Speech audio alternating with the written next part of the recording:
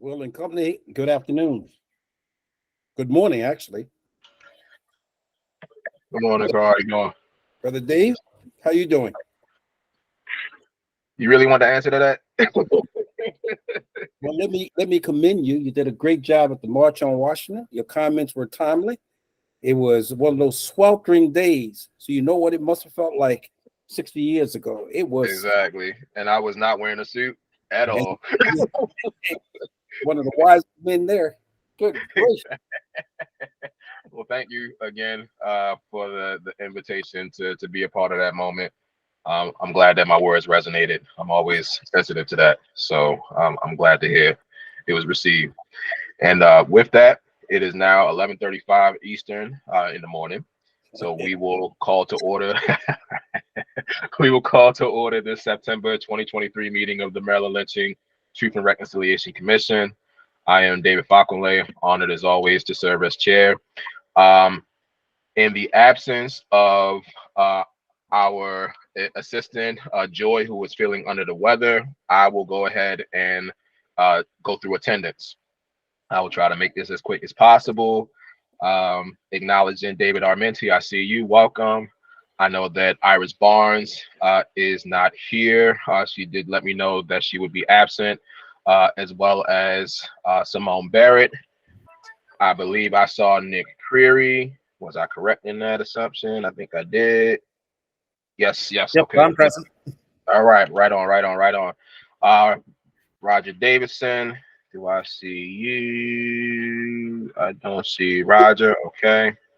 Let me just make sure I'm keeping track here. Okay. All right. Nick Creary, Roger Davidson.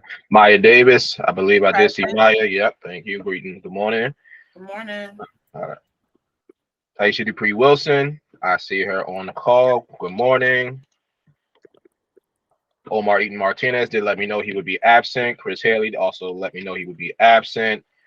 Kirkland Hall. Do I see you on the call? All on the call. I'm rhyming today. No, I don't see Kirkland. All right. All right. Uh, Elizabeth Hughes. I'm here. Good morning. All right. Zetta Mobley, who did reach out to me. I think she might need the link again. I will follow up with Izetta. Carl Snowden, yep, you are here. Good morning. Marshall, I see you. Good morning. Stephanie Seward. I do not see Stephanie this morning. Okay. All right. Okay. All right. So let me make sure we have whether or not we have quorum here. 1, 2, 3, 4.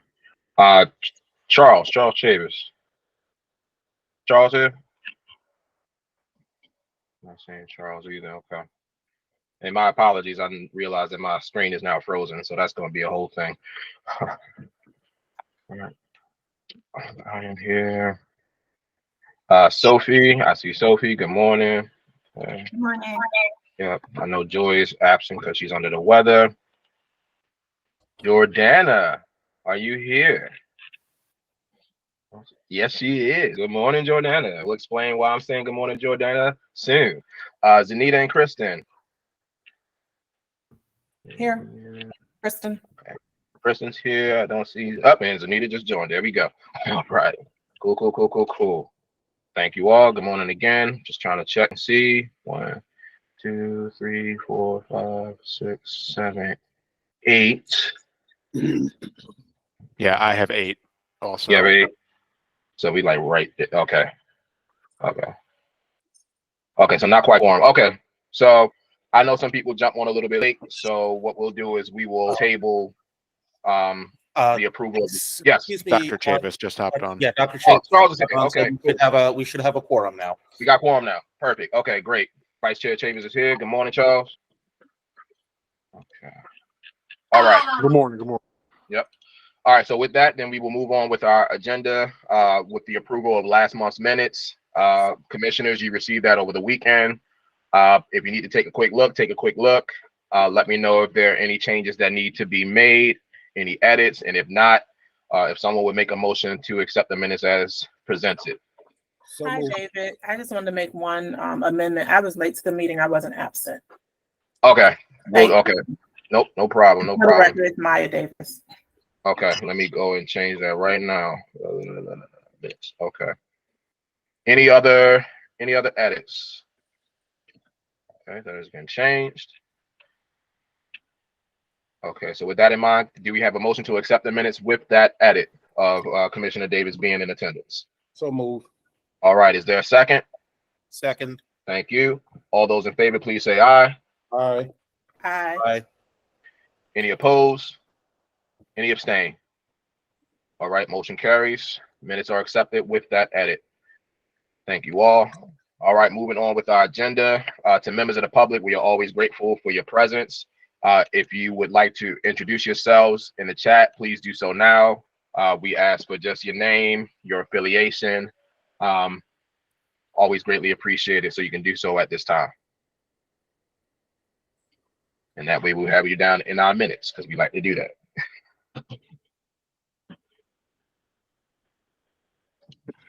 All right. Moving forward with my quick comments. So I will acknowledge that today is September 11th. We all have our stories of that day, I'm going to presume. I was in high school. I was like, wow. It was obviously it was a dark day in the history of the U.S. and this country has many dark days for which it needs to atone. So I will be very honest that this day sticks out certainly because of the memory that it created in my mind at such a young age. But it certainly is a day, like many days in this country's history, for which the truth, in this case, has been told, and other truths need to be told about the atrocities that have happened in this country to its people. And that is why we as a commission exist. So with that, certainly want to honor and acknowledge those lives that were lost on this day. Wow, 22 years ago. It's crazy to say that. 22 years ago, the cosmic shift, the seismic shift that would happen in this country and honestly in this world because of that day and the ramifications of which we still feel.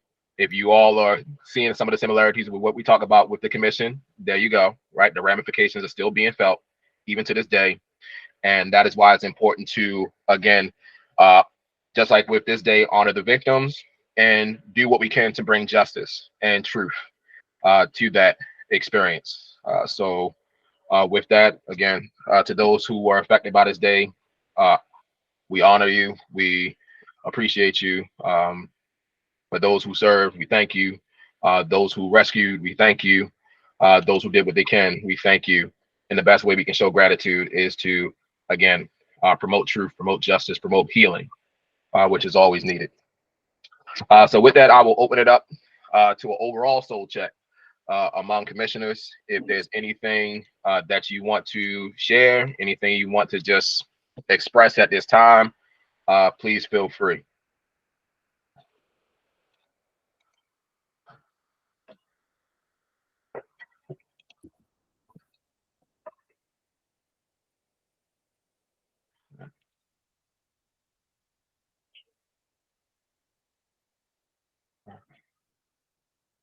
Commissioner Dupree Wilson, can you hear my voice right now?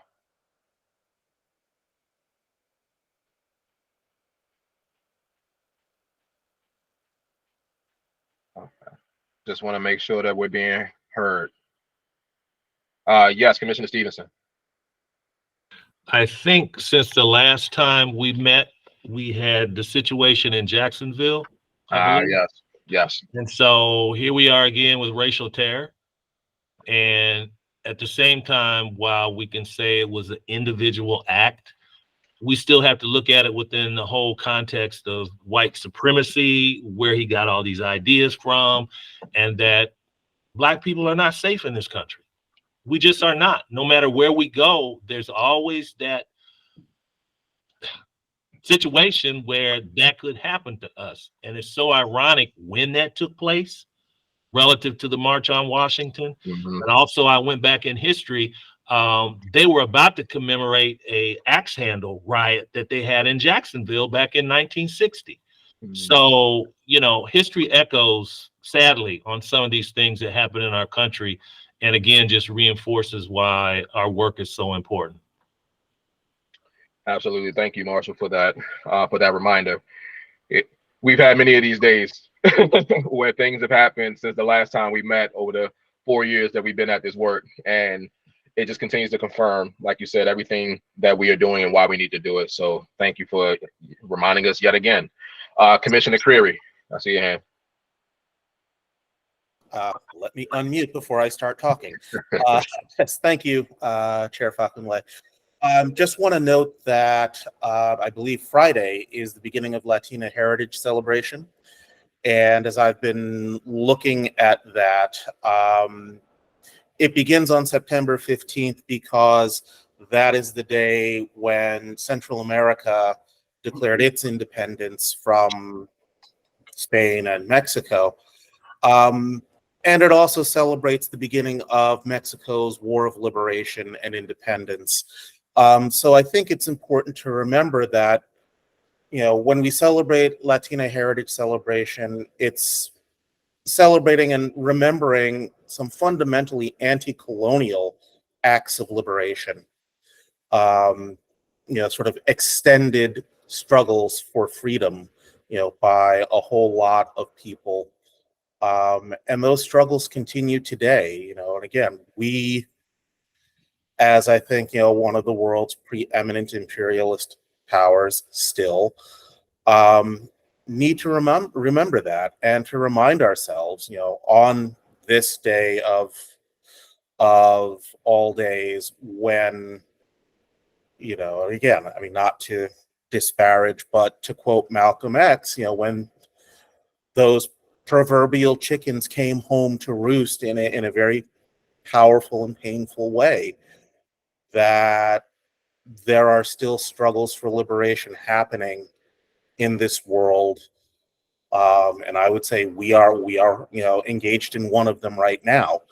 But to remember that, you know, as one of my favorite anti-colonial, you know, liberation leaders, Amilcar Cabral, famously said, the struggle continues, victory is certain. Thank you, Commissioner Creary. I was trying to be very, I don't know if politically correct is the right word, but yeah, that's how I felt. Maybe not in that moment, because I certainly will acknowledge the fear that I felt, you know, being a 14-year-old kid at that time, not knowing if Baltimore was next, right? Because it happened in DC in that case. But certainly as time passed and understanding again the overall history, like you said, of imperialism led by the United States, is like at some point, right? At some point. And yet you're right, we still fight for liberation of those whose histories, whose cultures, whose perspectives, whose philosophies have been destroyed, suppressed, minimized, dehumanized. We can go on and on and on and on and on. And once again, why this commission is so important and why we have to take this work, continue to take this work as seriously as we do. Because if we don't, they will try. They will try. They will try to suppress, minimize, and all those other synonyms that I can't come up with right now. But thank you for that, Commissioner Curry. Commissioner Snowden, I saw your hand. Yeah, one of the things I think would be very helpful. I'm surprised at the number of people who've not read it, but you know, the Patriot Act, which created all of these laws and things, it's about 1,000 pages long. And I've run into Congress people, senators, people call themselves scholars, and have not read the Patriot Act. Really, for people to really have an appreciation for what that day meant, they really ought to take the time to read the Patriot Act, which gave government a broad power. I mean, even today, I don't think people really understand how our lives have been changed. I'll just give one example without belaboring the point. Remember when those stimulus checks were given out? People got $2,000 in the mail and this sort of thing. And a guy called me who got one of those stimulus checks. And he said to me, the government sent me a direct deposit. How did they know I had an account? They just opened up a bank account. How did they know I had an account? And I recommended to him to read the Patriot Act. And of course, it's 1,000 pages. He didn't want to read it, but focus on a particular portion of that law that gives government broad authorities on people's lives. Most people think Edward Snowden was the whistleblower who was forced out of the country because he violated some agency rules here. I'm in Anne Arundel County where the National Security Agency is listed. And the one thing that he was able to do, he being Edward Snowden, that really is something that most people don't realize. He was the first person to be able to expose that every citizen in America has a file on him.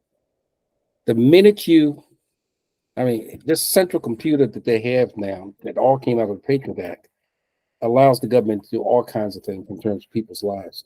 So I would just encourage people who are interested in the subject to really take the time to read the Patriot Act, look at what privacies that was given up by citizens unbeknownst to them through their representatives. It is amazing. And it's all legal. So thanks for the opportunity to share. Thank you. Oh, of course. And when we talk about those lasting ramifications, that's one of them. Not to go down this rabbit hole, we got business to take care of. But yes, there's a lot that came out of the day that happened 22 years ago. We'll just leave it at that. And there is a lot that you can explore to understand the situation that we're in today, 22 years later. So thank you all for your thoughts and for checking in with your soul for just a little bit. Moving on with our agenda to committee reports. Are there any outstanding reports that any of the committees would like to share at this time? David, I don't have a outstanding report for the logistics committee, but I just wanted to share that myself, Commissioner Stevens, and also Amy Millen, we all attended the World Cafe for Truth and Reconciliation Commissions, and you were there as well. And I thought that was a really great experience. Just one to kind of serve as a reminder to me of like why I serve here, and then also just hearing what other Truth and Reconciliation Commissions are doing. And we really had some really great breakout groups. I know Amy and I got to sit on a couple together, and it was really helpful and refreshing, some of the questions that they asked. And just to kind of give the group a sense of what was being asked, I pulled up, they have a Padlet. And one of the questions was, what about your experience would you like everyone to know? Another was what could have happened anywhere and what would have only been in your city and why. And, given our work with the commission, I just talked about how lynchings could happen anywhere. And we talked about how today, that's being denied. And then our group decided to kind of change that to denial can happen anywhere. It's an erasure of history and things that have taken place. And we really had a really robust conversation around that. So I just wanted to share. And what I'm planning to do is take the information from the Padlet, copy it into a Word doc so I can share it out with the commission. And then maybe we can kind of seek permission from that group to share it with the public, maybe on our website, because I think it's really fruitful information. And just it's refreshing. It kind of got me re-energized about the work here, because we've been virtual for so long. And admittedly, I'm a person who does better with personal interaction face to face. But it just really got me re-energized to do this work. So I just wanted to share that. No, thank you so much, Commissioner Davis, for that. And I'm glad I was able to join at least for like the last 10 minutes. It took me forever to get on. But I'm glad that it was fruitful. Commissioner Stevenson and also to Amy Millen, are there any thoughts that you'd like to share about the experience? No? Okay. Not a problem. So Maya, I greatly appreciate. Yeah, I think that's a great idea to compile those thoughts and share them if possible. And certainly one thing that I'd like us to do is to continue to pursue connection with the World Cafe at Ohio State. I'm glad that they found us. I'm glad that they are aware of the commission and that they were able to bring together other like-minded efforts that are happening around the country. It's a good, yeah, I can certainly empathize with being rejuvenated. We've been at this for a while, and it's good to have that reminder. So thank you, Amy, for again chiming in and saying it was well worth the time and investment. I'm very glad I was able to share that with you all, and that some of you were able to take advantage of that experience. Commissioner Armenti, I see your hand. So I'll have a few minor updates from the research perspective, but kind of going along the lines of what Commissioner Davis just shared. Dr. Falconley and myself, as well as a former commissioner, Dr. Elgin Klue from Coppin State University, participated in Johns Hopkins University's Hard Histories Symposium on Friday, which was another good experience, bringing together of practitioners who, like the name suggests, do work within the quote hard histories area. And I think certainly our work with the commission falls squarely in that category. So it was a recorded, live streamed experience of several roundtable discussions amongst practitioners. So I'd be happy to share that out with the commissioners or whoever else is interested. But something that I think that folks in our realm should be following is the work at Johns Hopkins University, which veers into the areas of reconciliation and restorative justice, looking on institutional history, which I know personally, and with my institution, these are ongoing goals. And certainly working alongside the commission reminds us of the structures and the conversations that need to happen for us all to grow and progress. So Hard Histories, check it out. We were honored to participate in that. Another upcoming opportunity that I think I may have mentioned in a previous meeting, and I'm sure several people here are aware, but the Oral History Association is also taking place in Baltimore again this October.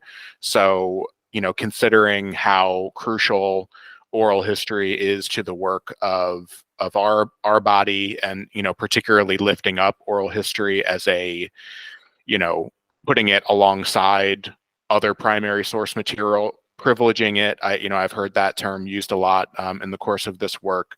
I think it's particularly important that we perhaps have a presence, or at least recognize maybe there are some sessions in the OHA conference in Baltimore that align with the work of the commission or other practitioners that we could interact with. So I don't have the link handy, but Oral History Association, I believe it's October 18th to 21st. That's going to be in Baltimore, and would be I think, instructive and useful for many of us here. Although I personally am not going to be able to attend. So just a couple announcements there on kind of the event side and interaction opportunities. But speaking for and about the research committee, I'm still working to set a date and time for our particular committee to meet. So that is still a to be determined detail. I appreciate Commissioner Haley, who is off and off this particular meeting for standing in last month and providing some updates about outreach and collaboration, particularly with Howard County and their work. Some of that I was unaware of, so keeping up to date with that. We have had communication as well with individuals from the Howard County Memorial Project. So again, having all of our commissioners informed of individual conversations and how our agencies are working is great, and the minutes reflect that. So in addition to what Commissioner Haley shared last month in terms of some of the research effort hierarchy or priorities, St. Mary's County, Harford, and Prince George's were listed. Myself and Commissioner Creary also, and as well as Jordana Claiborne, had a really productive meeting with two representatives of the Frederick County Remembrance Project, which is the essentially the local coalition representing the Frederick County community.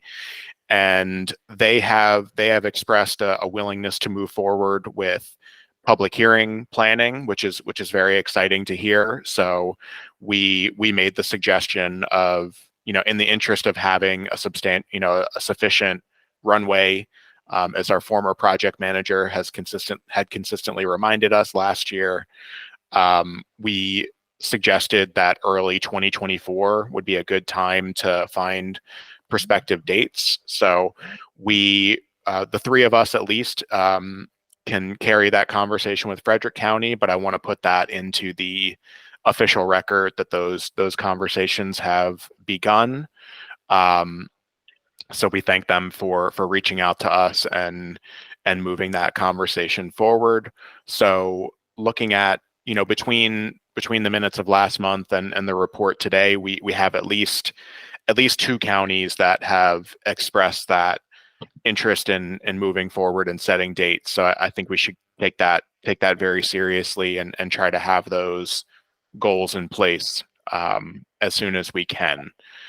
So happy to share information or fold any other commissioners or commission staff into those conversations as they develop. So Frederick County, and I'll try to keep this rather quick, but Frederick County, we know, has 3 confirmed racial terror lynchings that took place in the county that have been kind of officially recognized. We also know that members of the Frederick County Remembrance Project have an interest in commemorating at least one more individual. So we have requested further documentation and research related to that. The individual in question was actually enslaved, and this was a pre-1854 case. So, I guess by definition, it somewhat falls outside of our charge. But I also, again, with those, local individuals that step up and want to move forward with us, I think we need to take very seriously what their concerns and requests are, even if it does kind of move us a little outside of our bounds. So once Commissioner Creary and I have more information, like I said, we'll be happy to share, but those are some of the issues in consideration with that outreach.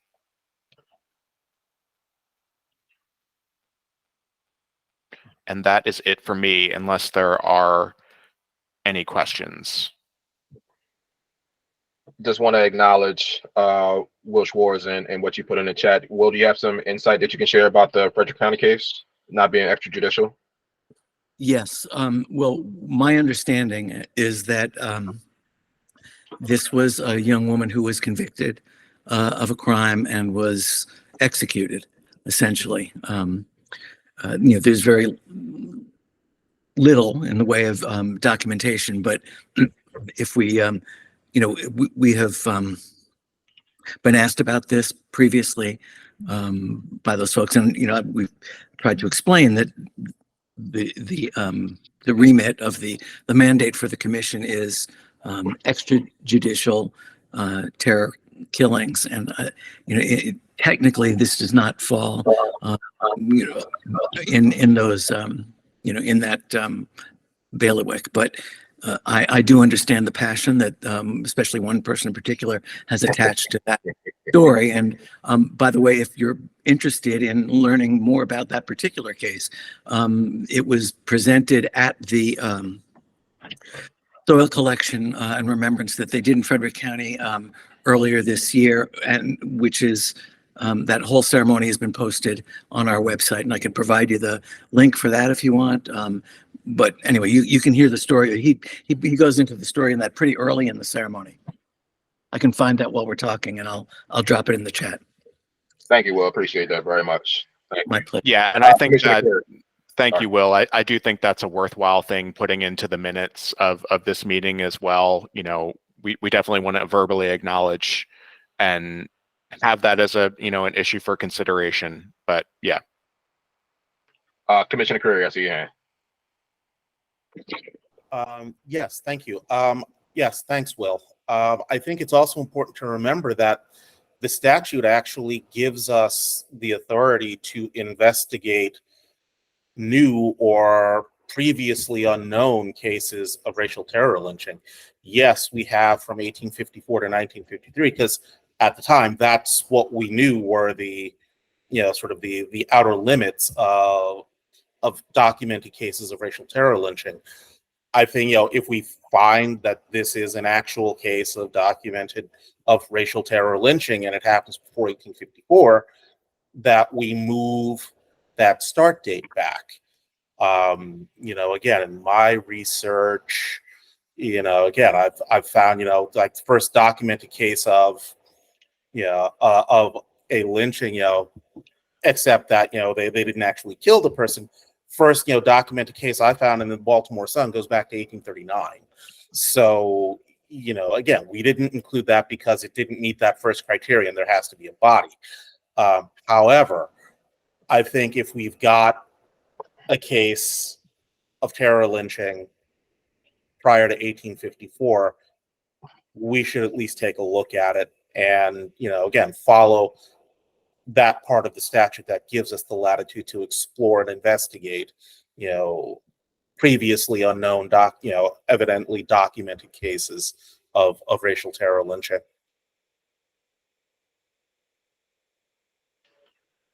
Thank you, Commissioner Curry, and I agree. We do have latitude to move within the cases. I've always seen that 1854 to 1933 just kind of being what was known at the time, but yet the log does give us the opportunity to expand that time frame. And since we've been in existence, we have explored cases that would fall outside of that time boundary. So we can always do our due diligence, and I say we should, with any cases that fall within the parameters of a racial terror lynching or potential racial terror lynching, and certainly this will be one as well. Vice Chair Tavis, I see your hand.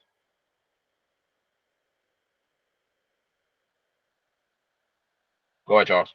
Yes, I wanted to mention also, since we were mentioning additional cases, I got reached out to by Pat Martin regarding the Pocomoke cases, specifically suspected lynching of John Turner, an African-American janitor, as well as a black superintendent in Pocomoke, Stephen Long. And so those are two cases as well that have come to the attention of the commission, that I'll be sharing information that I've received from Ms. Pat Martin regarding these cases and subsequent investigations that have already taken place outside of the work of the commission.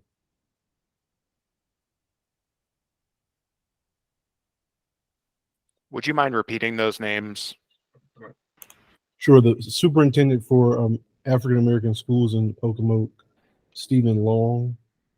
There's over 100 pages of personal accounts and testimonies that Miss Pat Martin has made us aware of, as well as African American janitor by the name of John Turner. Thank you. And John Turner's death was around 1899.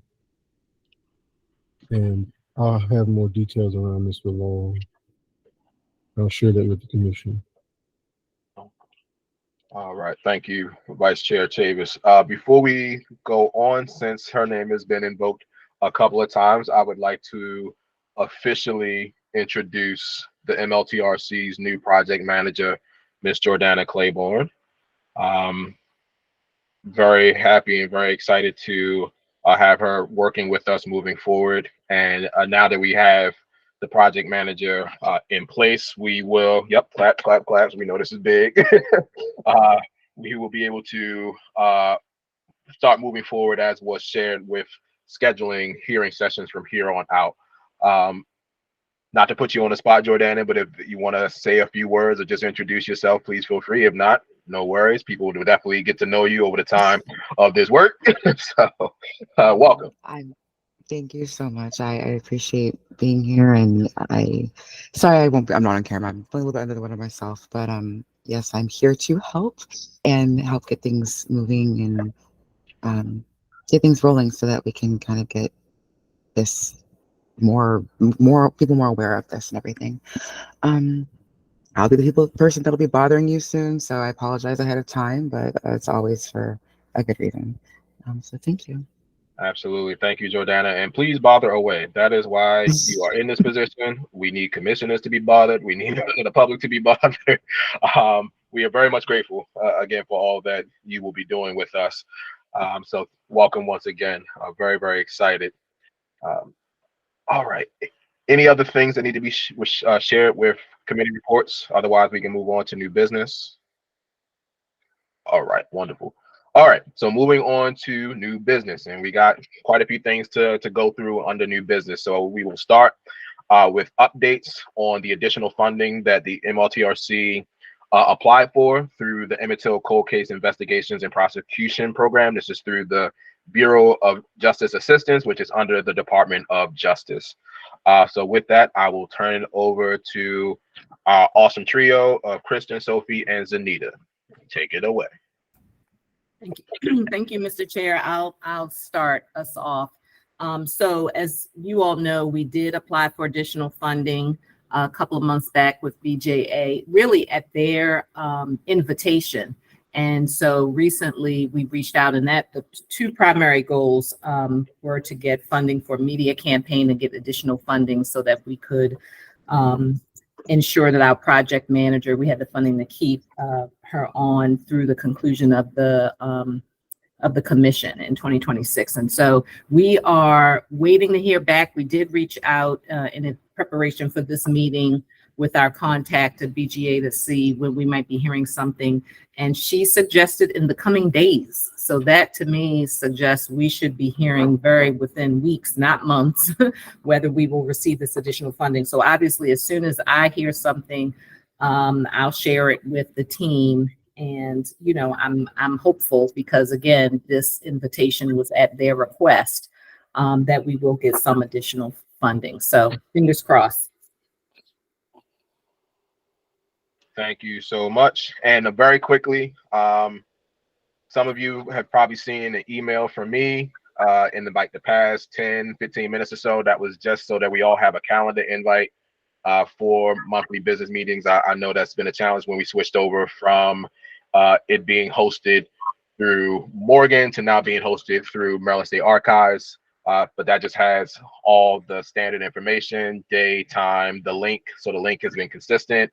And just let me know if you have any questions. I wanted to make sure all commissioners and all commission staff have that information for our business meetings. Yes, Commissioner Davis. I have a question, David. Just moving forward and thinking about like our last meeting where like getting to a quorum was an issue. the serving on the African American Commission, like we meet every other month, so it's not like this one where it's every month. But I do know that there is like certain amount of commissions in the state when they meet, as long as we do throughout the year, that take like a 1 or 2 month break. And I just think in terms of like people traveling and us all having different jobs and our availability, like is it a possibility to consider, like, as for the next 3 years, to have at least 1 month off so that there's no issue, because people are going to travel. That's just not going to change. Right. And I'd like to know what the rest of the commission thinks about that, just so we are considerate of the public who show up here regularly and have like an expectation of us, being fully here, but maybe that's something to consider.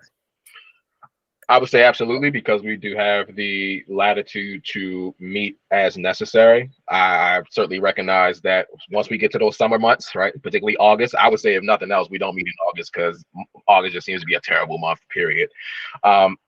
Certainly something to consider, as well as you kind of mentioned before, us meeting in person. So I know we got away with that, because of COVID-19, and we did have discussions of meeting in person at least once a quarter. So that would be, every 3 months or so, we would meet in person, and doing so in a way that is as geographically accommodating as it can possibly be. So we thought about a location, perhaps our old stomping grounds, State Archives over around Woodlawn, doing Annapolis, maybe one in PG County, just so we can, again, create as much opportunity for us as a commission and staff to be together in person and be reminded that we're living, breathing human beings. I know that's very, very important. So I'm very much open to that and want to hear others start. So I will start with Commissioner Creary, and then Commissioner Armenti, I will go to you. Thank you. Here again, I would take the opposite tack and just say, and again, now that we have, Jordana in place, and we're hopefully going to start moving with, hearings starting again in early 2024, hopefully we're not going to have the time to take off. That we're going to need, again, given the runway we need to prepare for these upcoming hearings, we're not going to have that time to take off. So yeah, I mean, I'm coming to you live from Birmingham, Alabama today, which is definitely not my base of operations. I think, yeah, for all of us, this is, we're not getting paid for this. This is something that we have decided to do because we are committed to the work. And to that extent, and again, I realize not everybody can make every meeting, just as not every commissioner is going to be able to make it to every hearing, though that would be the ideal. We can't stop. We can't afford to take our foot off the gas pedal, especially now that we're trying to put some pressure on that pedal to get things up and moving. It still boggles my mind that, and again, I understand why, but we will not have had a single hearing in 2023. And I know that there are reasons for that, but that to me gives me some pause. And so I would really, really hope that, again, we're just not going to be able to take the time off, because we will have work to do staging the hopefully, it's like, upcoming 8 or 9 hearings that we are obliged to do, coming from the legislation. Thank you. Is there a chain of... Yeah, let me go to Commissioner Armenti first, and then Vice Chair Chavis, I'll come to you. I can hold my point. You sure? Okay. All right, Vice Chair Chavis, go ahead. Yeah, I think we need to make sure that we make a distinction between the business meetings and the work that we're doing behind the scenes for the commission. I think, and those are, these meetings provide us with an opportunity to keep the public informed, and to be transparent about what the updates are. And so, regardless of whether or not we have the meetings as frequently as we continue to have them, the work is going to continue to be done. To your point, Nick, I don't think that's exactly where Commissioner Davis may have been going, but those are just my thoughts about it in regards to I agree with you. We got a lot of work to do. We're going to continue to push forward with that work. I think this was more around just to have the frequency of our public meetings, and whether or not, if quorum is not able to be obtained, then we would potentially having times that we know where it's going to be busy for travel.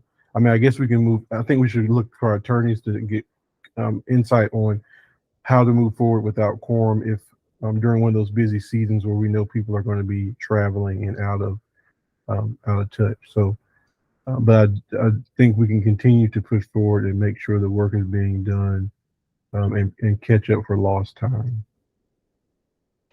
Thank you, Vice Chair Chavis. Commissioner Armenti, do you want to share anything?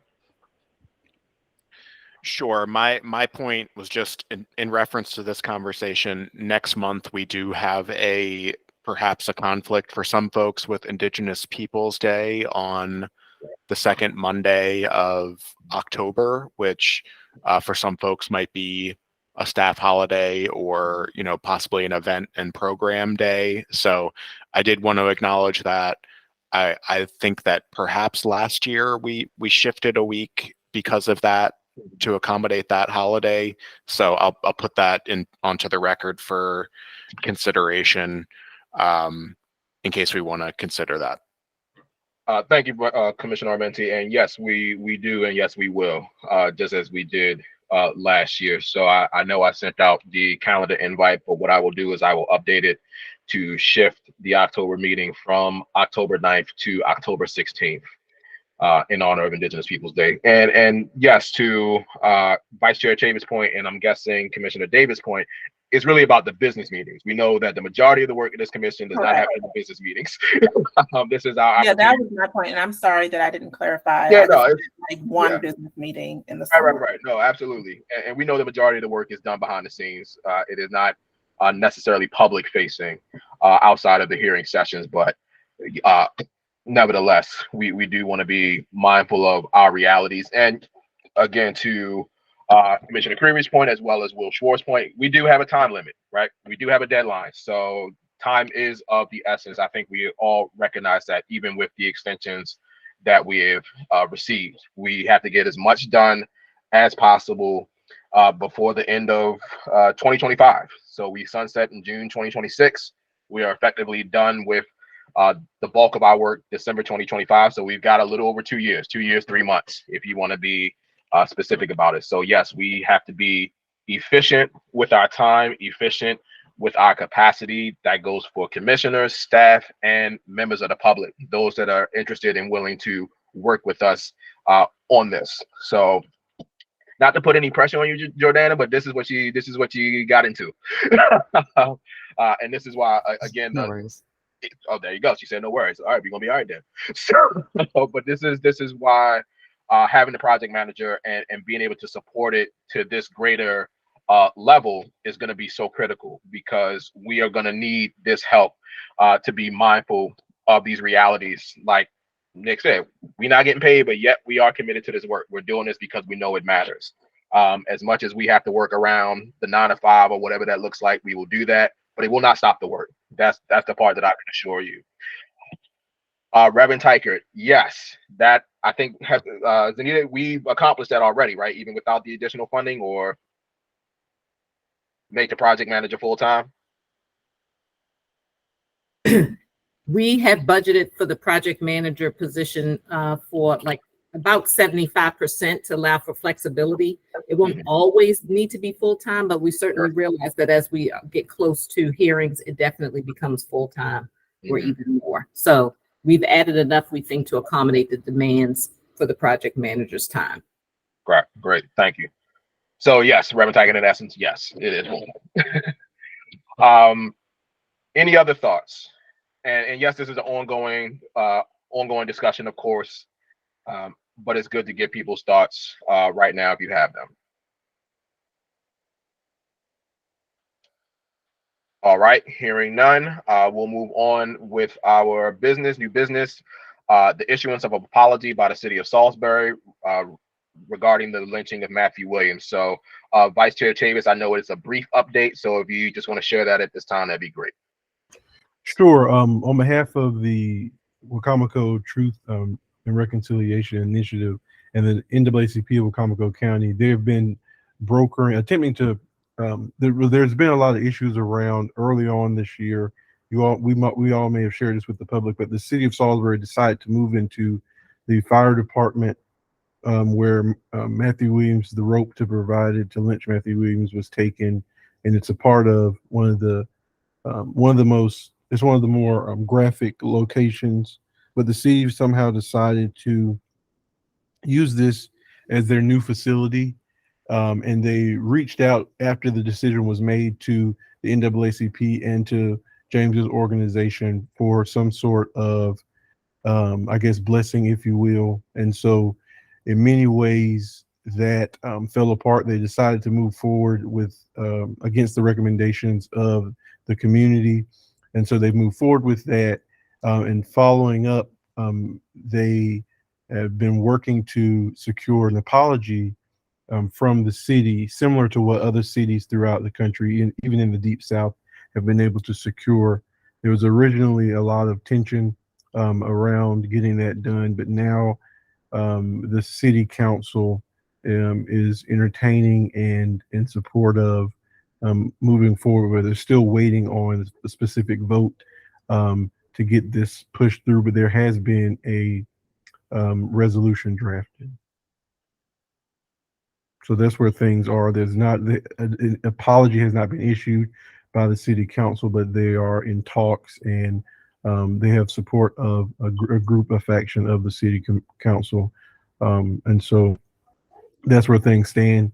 I'll keep the commission and the public subsequently updated as best I can as things change. Thank you, Vice Chair Chavis. I want to quickly go back to Michelle Godrick's question in the chat, if I may, before we move on with new business. So we are still working with the governor's office as well as our champions in the Maryland General Assembly to see what the course release process may look like. And so to be determined. And we are, I think, in close to the final stages of getting our new commissioner officially confirmed. So they have not started as of yet. We want to make sure that we're doing everything right by the governor's appointment office. And then once that is finalized, they can officially begin their term as a commissioner. No problem. All right. Moving forward with, and thank you, Vice Chair Chavis, for that update. Moving forward with new business, we want to discuss, if we may, the commission making an apology for racial terror lynchings, I guess, on behalf of the state of Maryland, and whether that's something we want to do.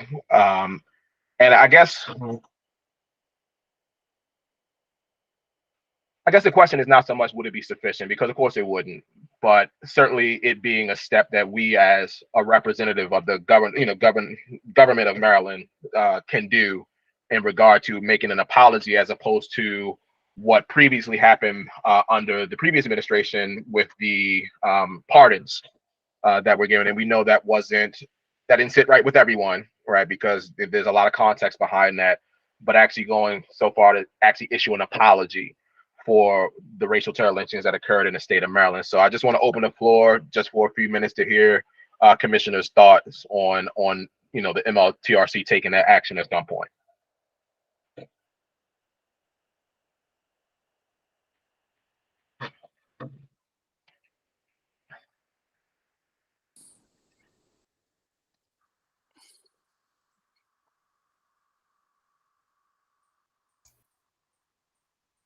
Dave, I think Will has his hand. Oh, yeah. Okay.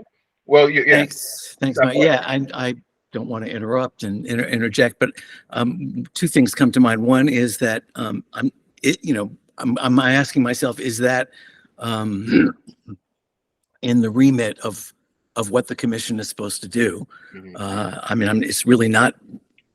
It's a commission of the government, not necessarily representative of the government. And I do, and two, I did want to just reinforce what you had said earlier about the governor's action in May of 2021, when he issued the pardon. And he was very clear, I think, and about taking that action as an admission that the state had failed to guarantee due process and protect the rights of those men and children who were covered by that, by his action. Also, I mean, I'm just, as an observer, I would, I think it's important to do the work that the commission is, created to do. I think that's really should take priority over work that might be admirable, but maybe less crucial. No, thank you for your thoughts. Well, appreciate you as always. Any other thoughts? And one thing I would say is it wouldn't take precedent over the work. I agree. That's going to be the biggest impact that we as a commission can make. But certainly, because we are a state body, because we were created by the government, of the state of Maryland, by the Maryland General Assembly, as approved by the governor of the state of Maryland at that time, we do carry some weight in that regard. So I think it was just something that came up, certainly with what Vice Chair Chavis mentioned, with the pursuit of an apology from the city of Salisbury, given our platform to make that statement, again, a little bit more intentional than, like you said, just an admission of we screwed up when it came to due process, but to actually apologize for the commission of these acts of terrorism. But nevertheless, the work takes precedent. Commissioner Creary, my apologies. Sorry, it's like, yeah, I was going to say, no, I don't want that promotion. But honestly, I think it's fantastic that the city of Salisbury is doing this. And it seems to me that our role as a commission, should not, well, I would say yes, if we can, rather than, ask forgiveness instead of permission, I say yes, let's proceed until apprehended. But, again, I mean, is it really our role to apologize for the state? I think, we should take that more prophetic piece and by our work, apply the pressure to the state, to those various counties and municipalities where racial terror lynching happened. And we should be the vice that squeezes them, quite honestly, into recognition and hopefully into contrition and into, the open, honest, and as I said, contrite,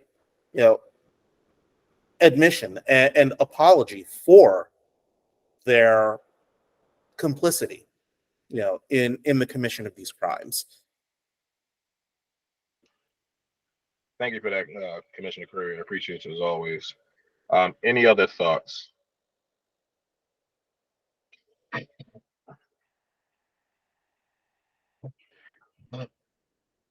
Okay, this continues to be an ongoing conversation. Certainly not a decision that we need to make at this time. And again, one thing that I would emphasize is it would not, while it would come from a state body, it would not absolve the General Assembly. It would not absolve the governor from issuing that same apology. And I think they would mean much more coming from them than it would even from us. So I agree with you, Commissioner Creary, about squeezing the vice. I know it's particularly graphic today, but definitely, again, putting the pressure on those jurisdictions and the state government at large to issue that apology as well, not just for the commission to do it and for that to be the end of it. So I certainly will say that. And to quickly acknowledge Reverend Hiker's thoughts, do it at the end of the commission's tenure and after all the public hearings. I think that's an easy way to go about it. I like that approach, Reverend Hiker. Thank you. I think that is something that we could very easily incorporate into our hearing sessions moving forward. And to also say that we hope that this is not the only apology that you get. This is just the first one that you'll hear from. I think that's a way that we can also put pressure on those jurisdictions, because we'll be in those jurisdictions to do these hearing sessions. So we can call them out as we issue an apology. And it's just, again, an understanding of the impact that racial terror lynchings had and continue to have on those neighborhoods and communities that were most affected. So appreciate everyone's thoughts in that regard. Moving on with our new business, Commissioner Armenti, is there any additional insight that you want to share about the research in Frederick County, or did you share everything during your committee update? Yeah, apologies for that. Going out of turn a little bit. All good. All good. Yeah, I think that was most of it. In that, well, I'll also say that because Frederick County has stepped up as a county that where the local individuals would like to move forward with hearing planning, that also kind of raises the priority level of, you know, activating our research arm via the committee and Heritage Associates. So I guess just as a general point, we will we'll, you know, get back together to talk about that prioritization with the committee members and our contracted supporters, and also for other local coalition representatives or liaisons who are commissioners, if those types of conversations are bubbling up for different areas of the state, that you know, to share that information with the commission at large, and that can also then help, you know, again, prioritize where research resources are allocated toward. So we'll keep moving on Frederick County, and we'll continue collaborating with the individuals that we've been talking with. Thank you, Commissioner Armenti, for that update. Commissioner Creary, yes, CN. Yeah, just a quick question. I mean, have we updated the list of commissioner liaisons with the various counties? Because I know we've had some personnel changes on the commission, and I perhaps, you know, you did send out an updated you know, list of coalition contacts, but you know, perhaps I, you know, and again, I just might have missed it, but I think given that we have, you know, new commissioners, it might be well to kind of make sure that we've got that updated so that we can facilitate those contacts, because they're going to be absolutely vital, to say nothing of figuring out how to deal with those counties where there are no local coalitions. I can respond to that if that's okay. Yeah, very quickly, Will. Yeah, no, I was going to say that Chris Haley had contacted me a little while ago about doing just that. I conveyed to him the current roster of coalition leaders who would be the contacts for the commission, and he also asked me for, and I provided the most accurate list of commissioner liaisons of which I was aware. I mean, that is a process that goes back 3 years. But to the best of my ability, I did give him that work. So I assume that somewhere on Chris Haley's desk, you'll find that. Yeah. So Sorry. very quickly, because no, not a problem. So we do have an updated Google sheet that I updated, I think, a few months ago. It'll certainly have to be updated again because we have had some changes since then. I shared that Google sheet with Jordana, so she can obviously have access to it as well. So we are in the process of making sure that it's updated, given our current configuration. But very quickly, because I know she has to drop off soon, Nick is joining us from Birmingham, Alabama, because he is a part of the There Is a Bombing Gilead conference that is around the 60th anniversary of the occurrences of the Civil Rights Movement, of which Birmingham, Alabama was a critical piece of that movement. And one of the speakers at this conference is T. Marie King, who is joining us today. So I know, T. Marie, you may not have as much time as you would like, so I certainly welcome you back to another meeting, but I definitely want you to introduce yourself to everyone here and to talk about your work. I met T. Marie a few years ago through a mutual colleague, so I'm glad that the world has brought us back again, and certainly want to give her space to share about her work as a filmmaker and the recent piece that she did on Fred Shuttlesworth, a notable civil rights activist. So, Tima Ring, thank you so much for being here, and the floor is yours. Thank you so much, David. Hello, everyone. Thank you so much for allowing me to be with you today. Greetings from Birmingham. Nick, I hope you're enjoying your time while you're here, and hopefully we'll cross paths at the conference. I'll be there as well.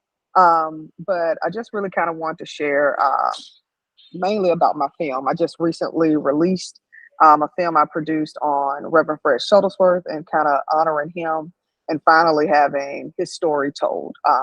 He's one of our civil rights giants, and in my opinion, not just because I'm from Birmingham, but definitely icons in the movement who hadn't had that opportunity yet. A 3-year project that we finally released back in December. You can find it on pbs.org. So if you're interested in screening the film, please go to pbs.org and just put in Shuttlesworth in the search and it'll come up. Past 15 years, my work in Birmingham has revolved around racial justice and equity. I have been a part of a group that we started, the Jefferson County Memorial Project, where we have been working to address our lynching history here in Birmingham. And we have, I guess you could say, involved everybody from adults down to children in elementary school and utilizing the Green Book in order to talk about why a community would need a safety guide in order to survive. So utilizing the arts to connect with people, to give people entry points, to have these hard conversations so that we can talk about healing and reconciliation has been kind of my piece of doing that work here in Birmingham. So I just kind of wanted to say hello, introduce myself, and hopefully that we all can connect and cross paths in the future. Absolutely. Thank you, Tima Marie, for being here. One thing that you said that really piqued my interest, and Commissioner Armenti, perhaps it piqued yours as well. You talked about being able to connect with elders all the way to children.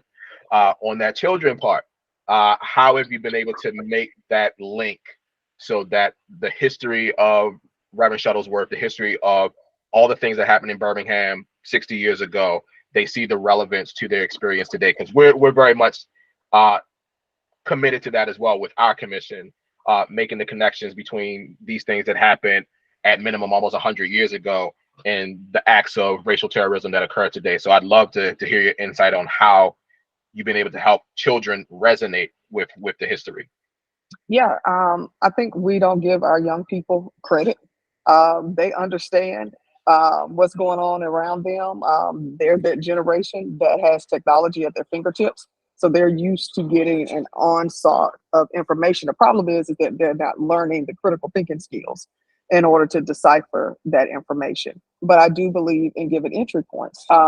So we've created a guide that, David, I would definitely email it to you today, of how to have this conversation when you watch the film with your children.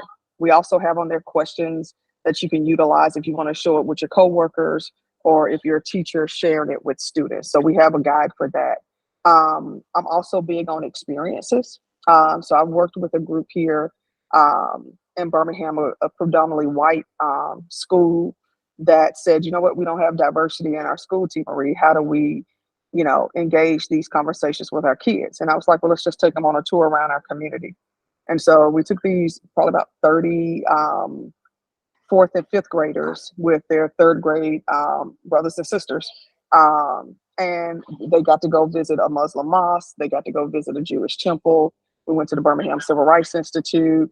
We have a place here, the Hispanic Coalition Interest of Alabama, and let them learn about the community that they are a part of and learn those things. And it's like, yeah, we're different and that's okay, but these are the things that you can learn from folks in the community. And then also, I think giving them opportunities to share and respond back to what they're learning and what they're seeing and how they're feeling about what that is. With the Green Book Project, we used that when parents said, well, Tima Marie, how do we talk to our kids about lynching? And I said, well, I'm not the person that's going to tell you when it's appropriate to talk to your child about that. We can talk about why a community would need a safety manual. And so we use the history of the Green Book because we have a Green Book stop in Birmingham, the A.G. Gaston Motel, which is down the street from 16th Street Baptist Church that has been recently refurbished by the city.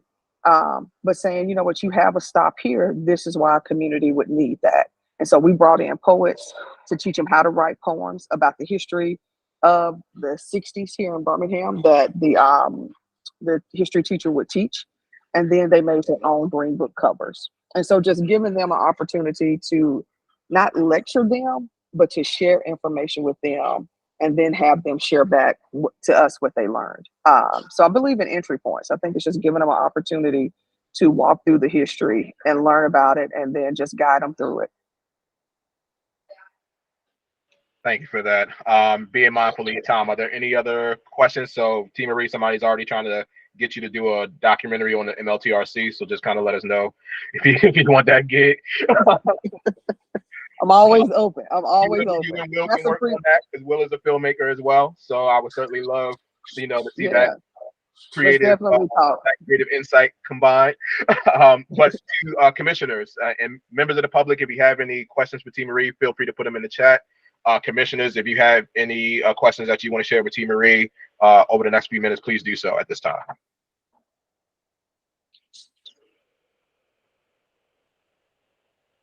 And I'll say this, I was just looking at the chat. We have Shelley Stewart, who was known as Shelley the Playboy Stewart back in the 50s and 60s in Birmingham in the documentary. But he is definitely somebody, if you're not familiar with his work in radio in Birmingham at that time. And then Tall Paul was another person who was also a part of sharing coded messages across the airways for students when it was time to leave class and join the march. So if you get a chance, if you haven't been to Birmingham, would love for you all to come down, would love to give you a tour of our community. We have so many amazing, I think we're very blessed here to have so many amazing foot soldiers that are still alive, who are always willing to share their stories. I'm leading a panel this Saturday. We have some folks from Wales that's visiting with students and being able to put them in front of foot soldiers who actually walk those same roads that a lot of these kids walk going to school today is always an amazing opportunity to hear and learn from them. So let's definitely please stay connected. David has my information, and if any way I can be supportive, please let me know, y'all. Absolutely. Thank you, David. Yeah, absolutely. Very quickly, Will asked if you have different lengths of your documentary on Fred Shuttlesworth. Will, you want to quickly tell her about the conference? Sure. Yes. Hi, Team Maria. It's a pleasure to see you and to learn about this film. I'm very excited to view it. Yeah, we're a 501c3 in Maryland. We research, document the racial terror lynchings that occurred in Maryland. We have an annual conference that we've had now. This will be a 6th conference coming up, and we like to feature displays, presentations, panel discussions on topics that are related to racial justice and to this history. And this sounds like it would be a spectacular addition if you were so inclined to allow it. So that's why I was just wondering. I noticed on PBS as you were speaking that it's a 56-minute thing. That I'm not sure we can handle that. If there was a shorter version that we might be able to use as a tease, we would certainly be interested in that. And as my colleague Amy Millen just pointed out, we would certainly be interested in maybe featuring that as a separate event if we can't include it now. So I would love to be in touch with you outside of this and to see if in what way we can engage you in that aspect. Absolutely. I'm always down to show it. We don't have a shorter version, but depending on what you want to focus on, we may be able to chop it up a little bit and maybe give you some specific clips. But yeah, I included my email, so definitely let's find a time to talk about it. Great. Thank you so much. I'll be in touch. I appreciate it. Absolutely. All right. Thank you, Team Marie. I appreciate you so much for your time here. And again, I hope you and Nick will have time to connect while y'all are at the conference. Absolutely. Thank you. Y'all have a good day. You too. Appreciate you. All right. And with that, we can move on to any announcements.